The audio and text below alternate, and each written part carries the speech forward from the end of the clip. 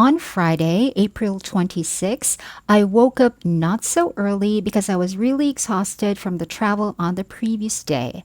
At the Sierra Hotel where I was staying, thanks to the organizers of the Dumaguete Literary Festival, I had a complimentary buffet breakfast. Here I am trying out the tocino, a sausage of some sort, and fish and garlic rice and an orange juice. And then I wanted to have more of the tocino. I think it was really good. It was very soft and sweet and salty. It was only 8:41 in the morning and I was in no hurry. And then I got some cereal, this is cornflakes, and also some bread and butter, and then later on I added marmalade to the bread and butter, and after all that I had some tea. I really liked the breakfast and it was a very nice way to recover from the long travel day. On the previous day, I traveled all the way across three different regions. I do have a vlog about my plane rides, which I will link down below. But today is the first day of the Dumaguete Literary Festival, and it is the very reason that I traveled this far. This is an all expenses paid trip. The organizers of the event are super generous. It is a hot day in Dumaguete and a hot day everywhere in the Philippines. We have been suffering through a heat wave for weeks now, but my room was dark and cool, and I was able to rest very nicely on the night before, and I was also able to get some work done. I edited one video for my YouTube channel, and then when the video was ready to be uploaded, I brought my laptop to bed and then uploaded from there. The upload didn't really need anything from me, so I managed to get more sleep while the video was uploading.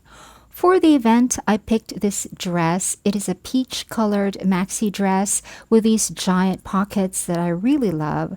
I have this version in black as well. I'm scheduled to be in one panel this afternoon at the festival, and Gail, one of the co-directors, did tell me that the event was just two buildings down the street, and I said, that's great, I will walk. But somehow I still ended up being driven in the air conditioned van for a 1 minute trip. I don't know how we ended up doing that, and that was funny. But here I am at number 58 EJ Blanco Drive, which is the address of the Arts and Design Collective of Dumaguete City.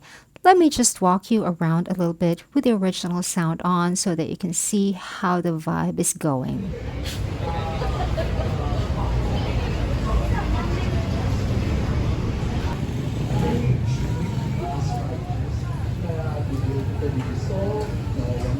Because as far as the computer, our takeaway today is to break and to talk about it. And so I'm happy that at least I have three.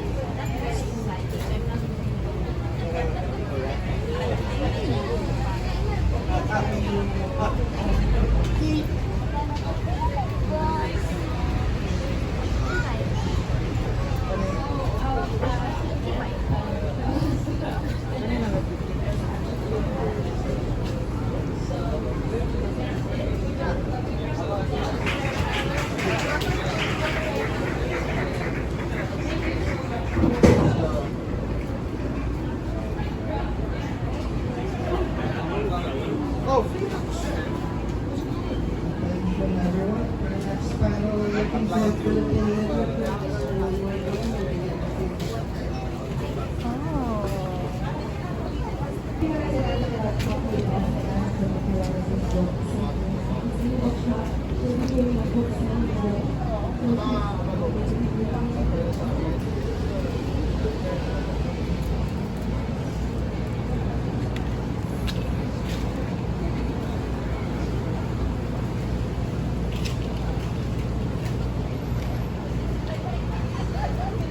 Yo. Thank you.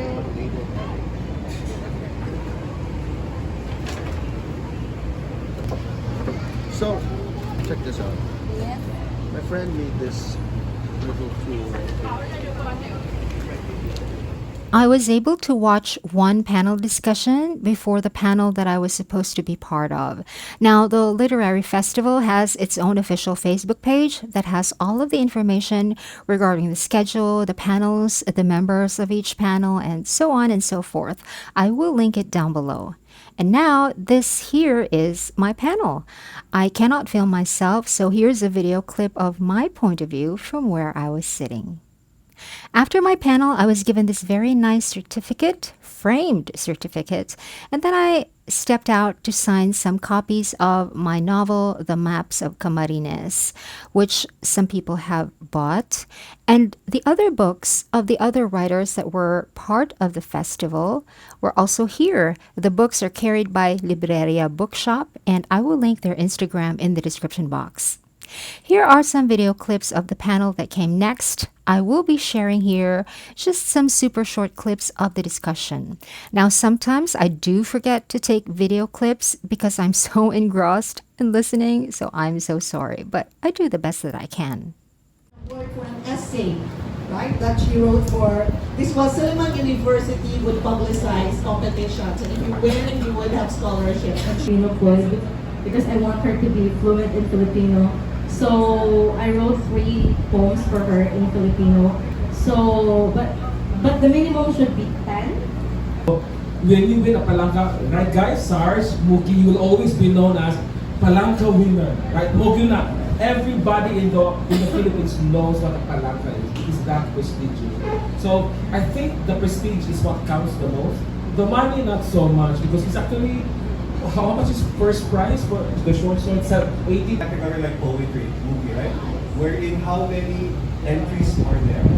That's 200 plus. For fiction, 100 judges plus. of different things. Yeah. So it's not true about the Padrino system. So right to pass it, people take it more seriously, but I want to say also, my first corporate job, it's the only time that they took me seriously was in publishing. They don't know who you are, they don't know, they don't care if you're a poet, either, but somehow it has weight even outside the dry community. Even.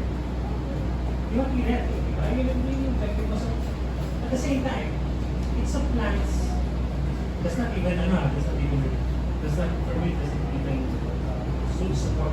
It can Very the academic system, I had no mentor, I had nobody supporting me. I didn't know how to do things. All I had was my love for words, and I just wanted to try. And then everything was moved to the courtyard for the keynote speech. Wonderful. Of course, you're welcome to come. Would you mind being part of a panel, just in case? I said yes. And then suddenly, we're both part of a panel, and I'm giving the keynote here. So much for that. No one can say no to the great Ian Casal, right?